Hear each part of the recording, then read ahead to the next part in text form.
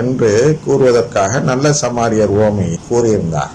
ஆனால் இங்க ஒரு பாட்டு ஒன்று பாடுவாங்க, நல்ல சமாரியன் இயேசு என்று ஒரு பாட்டு, வெந்தோஸ் பாட்டு தான், ப்ராட்டஸ்டன்ட் வெந்தோஸ்காரங்க பாட்டு.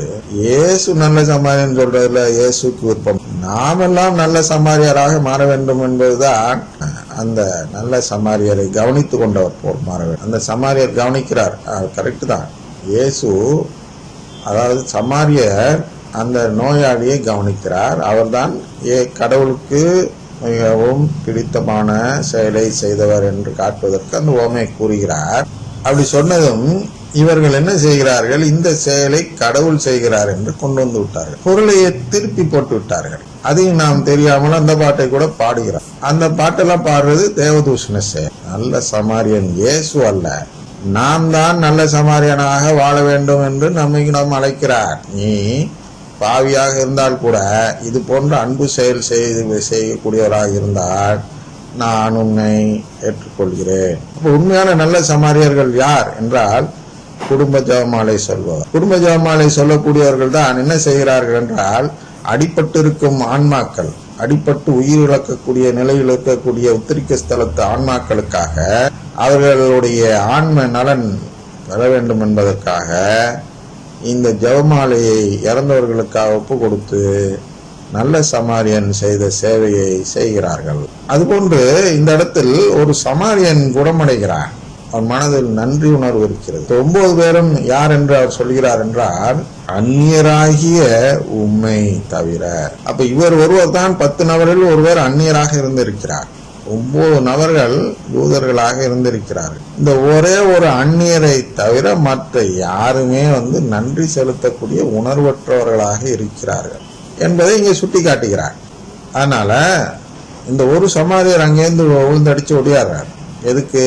ஐயோ, இவரால் நாம் ஒரு நலன் பெற்று விட்டோமே, இவருக்கு நாம் அதை திருப்பி கொடுக்கவில்லை முடியவில்லை என்றாலும் ஒரு நன்றியாவது சொல்ல வேண்டுமே என்று ஒடியாருக்கிறார். இதைதான் கடவுள் நம்மிடம் எதிர்பார்க்கிறார். என்ன எதிர்பார்க்கிறார் என்றால், நன்றி இயேசுவே, நன்றி இயேசுவே, நன்றி கண்டவளை, நன்றி ஆண்டவரை, நன்றி ஆண்டவர். அந்த நன்றியை எதிர்பார்க்க, துதி நன்றியை எதிர்பார்க்கவில்லை. நன்றியால் துதிப்பாடு என்று பாடுகிறாளே, அந்த நன்றி எல்லாம் உண்மையான நன்றிக்கு எதிரான நன்றி வார்த்தை. நன்றியால் துதிப்பாடு என்று ஒரு பாடலை பாடுவார்கள் குருக்கள். ஏனென்றால் அதில் சொல்லப்படும் நன்றி என்பது முற்றிலும் நம்முடைய கத்தோலிக்க நம்பிக்கைக்கு எதிரான நன்றி. உண்மையான நன்றி என்பது எங்கே இருக்கிறது என்றால் நற்கருணையில். நற்கருணையை நாம் புசிக்கும் பொழுதுதான், அதை நம்பி அதில் வாழும் பொழுதுதான் நம்மை படைத்த கடவுளுக்கு நன்றி சொல்கிறோம். ஏனென்றால் கடவுள் நம்மை எதற்காக படைத்தார் என்றால், அவருடைய குடும்பத்தில் சேர்வதற்காக படைத்திருக்கிறார், நம்மை அழைத்திருக்கிறார்.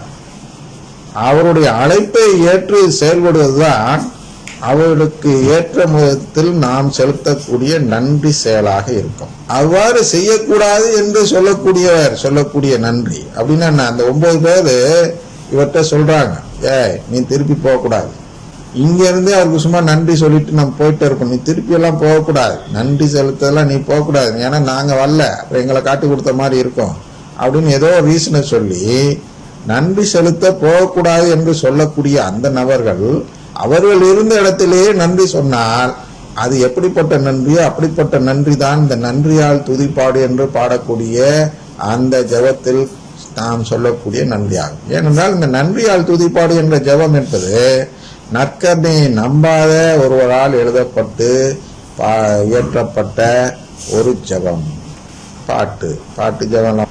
அந்த ஜெபத்தை நாம் சொன்னோம் என்றால் நாமும் நற்கருணையை நம்பாதவர்கள் என்ற நிலைக்கு சென்று விடுவோம். அதாவது பாருங்கள், அர்த்தமுள்ளதாக இருக்க வேண்டும் என்பதற்காக இந்த குருக்கள் என்ன செய்கிறார்கள் என்றால், தமிழில் நாம் பரலோகத்தில் இருக்கிற எங்கள் பிதாவே ஜெபம் என்று ஒன்று சொல்லிக் கொண்டிருந்தோம். அதை மெனக்கட்டு விண்ணகத்தில் இருக்கின்ற எங்கள் தந்தையே என்று மாற்றி அமைத்திருக்கிறார்கள். அதில் என்ன மாற்றி எழுதுனா செத்தா வரும், பரலோகத்தில் இருக்கிற எங்கள் பிதாவேங்கிறத சரியான வார்த்தையாக மாற்ற வேண்டும் என்பதில் குறியாக இருக்கக்கூடியவர்கள் இந்த ஜெபத்தின் உள்ள இருக்கக்கூடிய உயிர் தரக்கூடிய நம்பிக்கை எது என்று பார்க்க மாட்டேங்கிறார். அந்த நன்றியால் துதிப்பாடு ஜெபத்தில் என்ன இருக்கிறது என்றால், நற்கருணையை நம்பாதே, துதியின் மூலமாக நன்றி சொல், செயலின் மூலமாக நன்றி சொல்லாதே. நற்கருணை புசித்து செய்யக்கூடிய நன்றி செயலை செய்யாதே, துதி ஒன்றே போதும் என்று நமக்கு கத்துக் கொடுப்பதுதான் நன்றியால் துதிப்பாடு ஜெபம். சோம்பேறி குருக்கள் என்ன செய்கிறார்கள், ஏதோ நன்றி சொல்லணும் ஒரு நிகழ்ச்சி முடிவுல அப்படின்னா உடனே இந்த பாட்டை பாடு, இந்த பாட்டை பாடு. நற்கருணைக்கு முன்னாடி நிற்கிறாங்க, நற்கருணை போதிச்சுட்டு இருக்காங்க, நற்கருணைக்கு எதிரான பாட்டை பாட சொல்லி அதன் மூலமாக நற்கருணைக்கு நன்றி சொல்கிறேன் என்று சொல்கிறார்கள். இதை ஐரணி என்றும் சொல்வார்கள். அதெல்லாம் அவங்களுக்கு ஐரணியா படாது. எவனாச்சும் ஒருத்தன் கோவிலுக்கு சேவை செய்யணும், நற்கருணை நம்பிக்கை வளர்க்கணும், நற்செய்தி அறிவிக்கணும்னு பாடுபட்டானா அவன் கோயில்ல பங்கு பெயர்களை தேர்ந்தெடுக்கப்படுவது ஐரணின்னு சொல்லுவாங்க இந்த அறுபடை இயக்க குருக்கள். குறிப்பா யாருன்னா அந்த பிரான்சிஸ் சேவியர் ஃபாதர். அதனால் எது ஐரணி? இந்த நன்றியால் துதிப்பாடு ஜெபத்தை நற்கருணைக்கு முன்னால் இருந்து சொல்வதுதான் ஐரணி செயல், எதிர்மறையானது. ஆனால் நன்றி சொல்வதற்கு என்று ஒரு வரமுறை இருக்கிறது, அதுக்கான ஒரு விதம் இருக்கிறது. அதுதான் நன்றி திருப்பலி என்று சொல்கிறோம். இது ஒண்ணுதான் கடவுளுக்கு நன்றி செலுத்தும் செயல். கடவுள் நம்மை படைத்திருக்கிறார், அதற்கு நான் கடவுளிடம் நன்றி செலுத்தி, அதை என்னை படைத்தது வீணல்ல, என்னை படைத்ததால் உங்களுக்கு போஜனம் உண்டு, அதாவது நான் உங்கள் குடும்பத்தில் சேர்ந்து விடுவேன், எனவே நான் அதை காட்டுவதற்கு, நீங்கள் என்னை படைத்ததற்கான நன்றியை நான் வெளிப்படுத்தி காட்ட தினமும் திருப்பலிக்கு செல்வேன், நற்கருணையை நம்பியே வாழ்வேன். அந்த அருங்குடை இயக்கங்கள் இலவசம், விண்ணரசின் இலவசங்கள் என்று சொல்லக்கூடிய அருங்குடை இயக்கங்களை, அருங்குடைகளை நான் நம்பி இருக்க மாட்டேன். இலவசங்கள் எனக்கு வேண்டாம். ஓட்டு போடுவதற்கு இலவசம் வாங்குவது எவ்வளவு கேவலமான நிலையோ அது போன்ற நிலைதான் இந்த நிலை என்றால் இந்த அருங்குடை எதிர்பார்க்கும் நிலை. இலவசம் வாங்குவதற்கு சில அறிகுறிகளை கணக்கிடுகிறார்கள். இது என்ன கேவலமான நிலை என்றால், என்று ஏன் சொல்கிறேன் என்றால், ஒருவர் அரசியல்வாதி ஒருவர் என்னை ஒரு நாள் அணுகினார். அணுகிவிட்டு என்னை இன்சல்ட் செய்வதற்காக, நீ எவ்வளவு கேவலமான நபர் என்று என்னை சுட்டி காட்ட, என் கட்சியை சேர்ந்தவதான். அப்போது நான் அரசியலில் இருந்தேன். அந்த அரசியலில் இருந்த காலத்தில் என் கட்சியை சேர்ந்த ஒரு நபரை என்னை அணுகி, இந்த ஏரியால நான் விசாரித்து விட்டேன், ஒரே ஒரு குடும்பம் தான் இந்த இலவச டிவி வாங்க, மற்ற எல்லாருமே இலவசத்தை வாங்கி விட்டாங்க, மோசமா போனோம் அப்படின்னு என்கிட்ட சொல்றேன். யாரு அந்த குடும்பம் அப்படின்னு கேட்டா, அதான் உங்களுடைய சித்தப்பா குடும்பம் அதை வாங்கவில்லை. அவர் என்ன சொல்ல வருகிறார் என்றால், நீ கூட வாங்கிட்டேயா, இந்த கட்சியில இருந்துட்டு இலவசம் வாங்கக்கூடாத கட்சியில இருந்துகிட்டு நீ கூட வாங்கி கொண்டாயே என்று அவர் என்னை தூற்றுவதற்காக அதை சொல்கிறார். நான் அப்படியா என்று கேட்டு அமைதியாக இருந்து விட்டேன். ஆனால் உண்மை என்ன என்றால், என் சித்தப்பாவும் நானும் பக்கத்துல வாழ்ந்தாலும் என்னுடைய குடும்ப அட்டை என்பது எங்கே இருக்கிறது என்றால், வேறு ஏரியாவில் உள்ள கடையில் இருக்கிறது. வேறு வார்டு தவறி போட்டு திருத்தம் செய்து வந்ததால் வார்டு மாற்றப்படாமல் வேறு வார்டில் என்னுடைய பெயர் பதிவாகி இருப்பதால் அவர் இந்த வார்டில் விசாரித்து என் பெயரும் இதுல தான் இருக்கும் என்று நினைத்து கொண்டு என்னை இழிவுபடுத்துவதற்காக அதை சொன்னார். அதனால் அவர்களுடைய கணக்குப்படி நானும் இலவசம் வாங்கக்கூடிய ஒரு லாயக்கற்றவன், இந்த உலகத்தில் வாழ்வதற்கு லாயக்கற்றவன் என்ற ஒரு பட்டியலில் என்னை சேர்த்து விட்டார்கள். எதுக்கு சொல்றேன் என்றால், இது போன்றுதான் இந்த அருங்குடை இயக்கத்தினர் நிலை. இலவசத்தை தேடி ஓடுகிறார்கள் என்றால் அந்த அடையாளங்களை தேடி ஓடும் செயல். இன்னக இலவச அடையாளங்கள், இந்த 9 பேர் வாங்கினது அப்படித்தான் இலவசமா பெற்று ஓடிட்டாங்க. அவர் என்ன நாட்டுக்காக செய்தார்கள்? இந்த இலவசம் வாங்கினவங்க ஏதாவது நாட்டுக்காக செய்திருக்கிறார்களா? எங்க காசு தானே எடுத்து அவன் கொடுக்குறான், அவன் உங்க காசு தான் எடுத்து எதுக்காக கொடுக்குறான்? அவன் கொள்ளடிக்கிறதுக்காக அவன்கிட்ட கொடுக்குறான். அதை வாங்க வைக்கிறதுக்கு அவ்வளவு பேர் வாதாடுறாங்க. என்ன இவ்வளவு முட்டாளா இருக்கிற, அதெல்லாம் வாங்காம இருக்கிற டீச்சருங்க வாதாடுறாங்க. அப்ப இந்த டீச்சருங்க லட்சணம் என்னத்தை ஸ்டூடெண்ட் சொல்லி தருவாங்க யோசிச்சு பாருங்க. நம்முடைய காசை கொடுக்குறான், அவன் வாங்காம விடுறேன். அவன் காசு எடுத்து அவன் தப்பா பயன்படுத்துறான், அதை எடுத்து நாட்டு முன்னேற்றத்துக்கு வேற எதுக்காக பயன்படுத்தலாம்ல அப்படின்னு நம்ம கேட்டோம்னா நம்மை முட்டாள் என்று.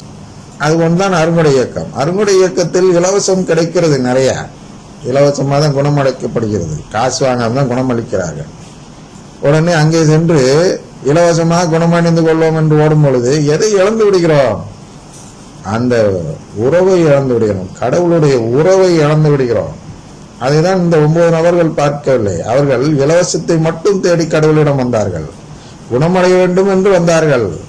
கடவுளுடைய இயேசுவின் உறவை தேடி வரவில்லை. இந்த ஒரே ஒரு நபர் தான் உறவை தேடி வந்தார்.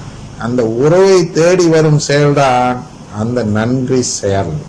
அந்த உறவை தேடும் செயல்தான் நற்கருணை மூலமாக நமக்கு கிடைக்கிறது. அதனால்தான் நன்றியால் துதிப்பாடு என்ற பாட்டை பாடாதீர்கள் என்று சொல்லி, இந்த பாடல் நம்மை உறவை தேடி அழைத்து செல்வ, துதியோடு நிறுத்திவிடு, உறவை தேடாதே என்று சொல்லக்கூடியவர்கள் இதே பாடல். அவருடைய ஜெபம் சொல்லும்போது அது பொருத்தமானதாக இருக்க வேண்டும். ஒரு உதாரணத்திற்கு திருப்பலியில் தினமும் என்ன செய்கிறார்கள் என்றால் திருப்பாடலை பாடலாக பாடுகிறார்கள். வேளாங்கண்ணியில் எடுத்துக்குவோம். மற்ற இடங்கள் எல்லாம் துர்மாதித்தனமாக என்ன செய்வார்கள், ஏதோ திருப்பாட்டை பாடுவார்கள். பொருத்தமில்லாத திருப்பாடல் எல்லாம் கூட பாடுவார். அதுவும் ஞாபகத்துக்கு வரலைன்னா ஒரு பெந்தோஸ் பாட்டையே இழுத்து பாடிவிடுவார்கள். திருப்பாடல் பாடும்பொழுது பல பெந்தோஸ் பாடல்களை திருப்பாடல் என்ற பெயரில் பாடுவார்கள்.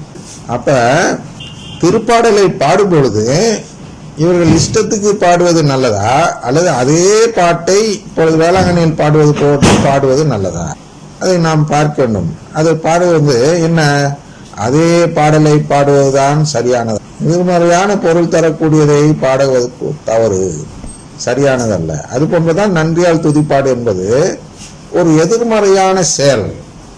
அது உண்மையில் நன்றி செலுத்தும் செயல் அல்ல. அது கடவுளின் உறவை தேடும் நன்றி பாடல் அல்ல. அது கடவுளின் உறவை முறித்து கொள்ளும் நன்றி பாடல். ஏனென்றால் கடவுள் உறவு தருவதில்லை என்று நம்பக்கூடியவர்கள் எழுதிய பாடல். அவர்களுடைய ஜெபத்தை நாம் சொன்னோம் என்றால் அவர்களை போன்ற அதே நம்பிக்கை உடையவர்களாக நாம் இருக்கிறோம் என்பது பொருள்படும். அதுக்கப்புறம் என்னதான் போய் நற்கருணை பூசிட்டாலும் அது நம்பிக்கையற்ற நிலையில் பூசியதாக தான் பொருள்.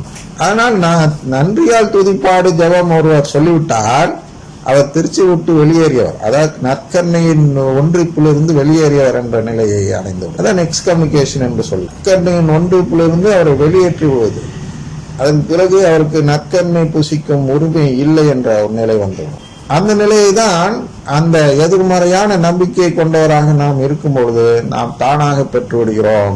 அந்த தானாக பெற்றுவிட்ட பிறகு நாம் புசிக்கும் நற்கருணையில் அந்த இயேசுவின் சரீரமாகவே அது இருந்தாலும் அது உடன்படிக்கையாக செயல்படாது. அதனால் அதன் மூலமாக நமக்கு மீட்பு கிடைக்காது. ஆனால் நன்றி செலுத்துவது என்பது என்னவென்றால் கடவுளின் உறவை தேடி வருவது. அதைதான் இவர் செய்தார். சமாரியன் என்பவர் வேறு நம்பிக்கையை சேர்ந்தவராக இருந்தாலும் அவர் உறவை தேடி வந்தார். ஆனால் யூதர்கள் உறவை தேடக்கூடிய நம்பிக்கை உடையவராக இருந்திருக்க வேண்டும் என்றாலும் அவர்கள் உறவை தேடாதவர்களாக இருக்கிறார்கள். அதுதான் இந்த அருங்குடை இயக்கத்தினர்கள் போல். இவர்கள் உறவை தேடக்கூடிய சபையில் இருந்து கொண்டு உறவை தேடாதவர்களாக வெறும் இலவசங்களை மட்டும் தேடக்கூடிய, அருங்குடைகளை மட்டும் தேடக்கூடிய ஒரு இயக்கமாக செயல்பட்டு கொண்டிருக்கு. அந்த 9 நபர்களும், இந்த நன்றி சொல்லாத 9 நபர்களும் இந்த அருங்குடை இயக்கத்தினர் போன்றவர்கள் தான்.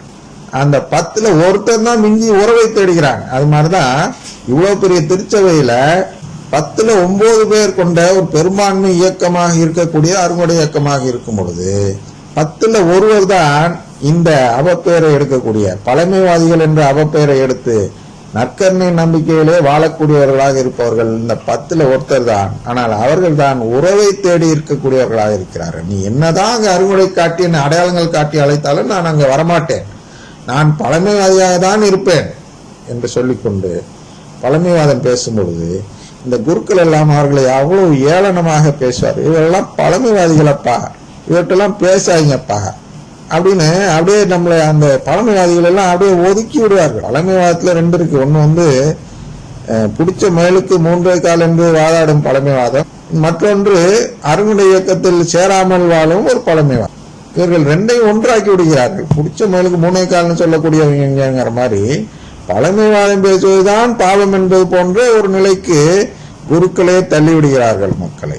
அதனால் அதற்கு பயந்து நிறைய பேர் என்ன செய்கிறார்கள், நற்கருணை நம்பிக்கை விட்டு அருங்குடை இயக்க நம்பிக்கைக்கு மாறிவிடுகிறார். கத்தோலிக்கர் என்ற பெயரில் தான் கத்தோலிக்கர் என்று சொல்லிக் கொள்வார்கள், ஆனால் நற்கருணை நம்பாதவர்களாக இருப்பார்கள். இவர்கள் தான் இந்த நன்றி கெட்டவர்கள், நன்றி உணர்வு இல்லாதவர்கள். கடவுள் நம்மை தம் உறவு கொடுப்பதற்காக படித்திருக்கிறாரே, அந்த உறவை முறித்து கொண்டு அந்த இயக்கத்தில் சேர்கிறோமே என்று யோசித்து பார்க்க மாட்டார்கள். அந்த 9 நபர்களை போன்று, இந்த சமாரியர் போன்று பாவியலாக பார்க்கப்படுபவர்கள் தான் இந்த பழமைவாதிகள்.